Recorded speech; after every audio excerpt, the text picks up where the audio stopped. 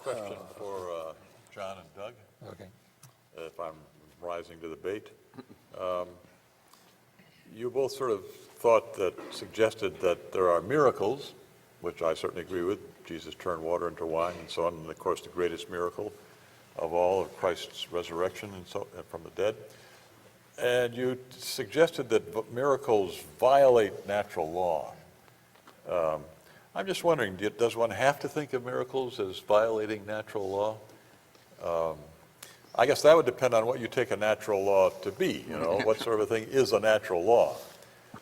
Of course, if a natural law is an exceptionless general proposition, you know, it's always the case that it always happens this way, well then a natural law couldn't be violated, because if it were, it wouldn't be a natural law, right? But why couldn't you think of natural laws as something like the way God usually treats the matter he's created? So then, if on a certain occasion he doesn't treat it that way, it's not really a violation of a natural law. It's just that he's not treating the stuff he's made the same way as he always does. I mean, as he usually does. Maybe on this occasion he's got some special reason to treat it a little bit differently. And then you could think natural laws weren't violated, even though you did think that there were miracles like rising from the dead and so on. What do you think of that? Go ahead. Yeah. Well, for one thing, we refer to the term law, and my wife's going to law school right now, so I hear a lot about law. Yeah, let me turn this thing on here so you can hear me. But in fact, there are many different types of law, and some of these are absolute statutes that, as you alluded to, that we say they cannot be violated. But there are a lot of laws that are observational laws that we observe over a period of time, that if you throw a ball up in the air, it's going to come down again. And we say that that's the law of gravity. However, in spite of many hundreds or thousands of years of observations and experiments, we still don't have a fully comprehensive view of what underlies the process of gravity, but yet because of this observation that we're confident that at least most of the time you throw that ball up, it's going to come down. But since we don't really totally understand what is behind that, it's certainly conceivable that without invoking something happening outside of the universe, that that law could cease to be for some period of time, and the ball would just continue to go up, and we would certainly be amazed at that. But it isn't necessarily that some ultimate law has been broken, but the fact that our observation base is not complete. We haven't seen all of the possibilities. So that would be one response to that.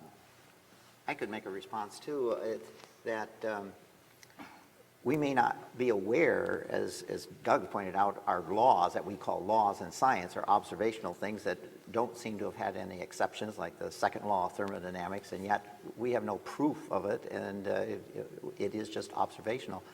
But we don't know everything about this creation that we live in. We're still learning every day. And one thing that really intrigues me as an avenue that could be used here in terms of what we call miracles, it reminds me of a TV commercial where the monks are copying these documents very painstakingly, and this monk has been given the assignment to make 500 copies, and he goes back to his little room and puts it on a Xerox machine and comes back, and the other monks say, it's a miracle, you know.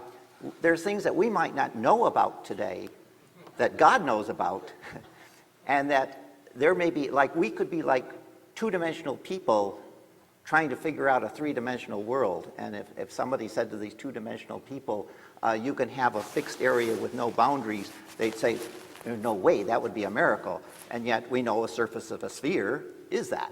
It has a fixed area with no boundaries. You can go around and around and around, as we do today in our airplanes. So there may be things, in fact, I think in terms of the words of Jesus, of living in the Spirit, or if you had faith like a mustard seed, you could do these things. There's something that he knows. He's in touch with some other dimension. Let's just use that as an analogy. Not that I'm saying that there is another dimension, could be, but that he's in touch with something that we could be in touch with, but we don't, and we aren't. But maybe at some point we will. Maybe it's something we will only learn after we die. But it could be that there are natural laws that we see as being broken, but to God they're not being broken. I think that the difficulty here is that you're still presupposing, however, that a miracle, if we did have a full knowledge of natural law in the relevant case, would somehow violate that natural law or would falsify it.